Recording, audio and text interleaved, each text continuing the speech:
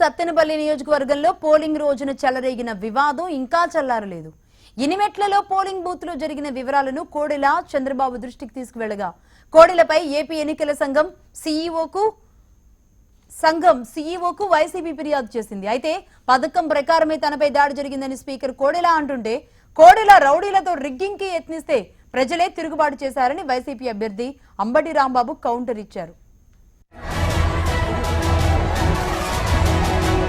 ఒక స్పీకర్ పైన ఒక అభ్యర్థి పైన దుర్మార్గంగా ఏకపక్షంగా దౌర్జన్యం చేసి మీడియాని కొట్టి గన్మెన్లు కొట్టి పోలీసులు కొట్టి పోలింగ్ బూత్ లో గంట సేపు విధ్వంసం సృష్టించిన సంఘటన చాలా అరుదు ఎలక్షన్ ప్రాసెస్ లో ఎక్కడైనా. కానీ అది చేసినటువంటి దుర్మార్గం వైసీపీది, వాళ్ళ నాయకులది. ఏదో కుట్ర అనుకోకుండా చేసింది కాదు. ఇది ఒక ఓట్ల దొంగ ఇనిమెట్ల గ్రామం వెళ్లి ఇనిమెట్లలో ఉన్నటువంటి పోలింగ్ బూత్ ను ఆక్రమించుకొని వారి ఓట్లన్నీ వేసుకోవాలని ప్రయత్నం చేస్తున్నప్పుడు దొరికిపోతే జేబు దొంగని ఏ విధంగా రైల్వే స్టేషన్ లో ప్రజలు రియాక్ట్ అయ్యారో ఇనిమెట్ల గ్రామంలో ఉన్నటువంటి ప్రజలు కూడా తమ ఓట్లు దొంగిలించడానికి వచ్చినటువంటి కోడెల శివప్రసాద్ గారి మీద కూడా అలాగే రియాక్ట్ అయ్యారు. ఇట్ ఈస్ ఎ రియాక్షన్, దాడి కాదు, కుట్ర కాదు. గుంటూరు జిల్లా ఇనుమెట్లలోని 160వ పోలింగ్ స్టేషన్లో ఓటింగ్ రోజున జరిగిన ఘటనపై టీడీపీ, వైసీపీ అభ్యర్థుల ఆరోపణ ప్రత్యారోపణల యుద్ధం ఇది. ఇనుమెట్లలో జరిగిన గొడవపై గవర్నర్తో పాటు పోలీసులకు వైసీపీ ఫిర్యాదు చేయటం, ఆయనపై కేసు నమోదు కావడంతో సత్తెనపల్లిలో రాజకీయ వేడి మరింత పెరిగింది. పోలింగ్ రోజున ఇనుమెట్ల గ్రామంలో జరిగిన ఘటన గురించి వివరించడానికి కోడెల సీఎం చంద్రబాబును కలిశారు. గొడవ తర్వాత జరిగిన పరిణామాలను అధినేతకు వివరించారు. కేసులు పెట్టినా భయపడేది లేదని చంద్రబాబుతో భేటీ తర్వాత కోడెల అన్నారు. గొడవలు చేయాలన్న ఉద్దేశంతోనే కేంద్రం తగిన బలగాలు పంపలేదని ఆరోపించారు.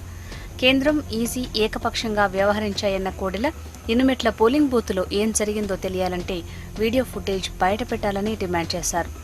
వాళ్ళకి చిత్తశుద్ధి ఉంటే వీడియో ఫుటేజ్ చూపించండి.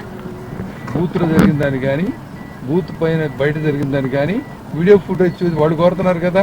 అంతకంటే ముందు నేనే కోరుతున్నాను, కలెక్టర్ కానీ ఇంకొక ఆర్ఓ కానీ ప్రాసెస్ మొత్తం బయట తీయమనండి. I'm demanding. ఎందుకంటే మొగుడిని కొట్టి మోగసాలు ఎక్కడం కాదు, వెయ్యాలి వేదాలు మాట్లాడడం కాదు, కావాల్సింది ఫ్యాక్ట్స్ కావాలి. కేంద్రానికి కానీ ఎలక్షన్ కమిషన్ కానీ ఫోర్సెస్ ఎందుకు పంపించలేదు? పోయిన ఎలక్షన్ల కంటే సగం ఎందుకు పంపించారు? లేకపోతే విధ్వంసం సృష్టించుకోండి, అడ్డాలు ఎక్కడ పోతాం. మేము చెప్పిన పని దాంట్లో జరిగినాయి విధ్వంసాలన్నీ కూడా. కాబట్టి వాడు గవర్నర్ దగ్గరికి వెళ్ళినా, లేకపోతే కేసీఆర్ దగ్గరికి వెళ్ళినా, మోడీ దగ్గరికి వెళ్ళినా ఎంత ఒకటే గ్యాంగ్. ఇదంతా ఒకటే గ్యాంగ్. మరోవైపు ఇనుమెట్లలో జరిగిన గొడవకు కోడెల శివప్రసాద్ కారణమంటూ వైఎస్ఆర్సీపీ నేతలు ఆంధ్రప్రదేశ్ ఎన్నికల సంఘం సీఈఓ గోపాలకృష్ణ ద్వివేదికి ఫిర్యాదు చేశారు. కోడెలపై అసలైన దాడి ఫలితాలు వచ్చే రోజున ప్రజాస్వామ్యబద్ధంగా జరుగుతుందన్నారు.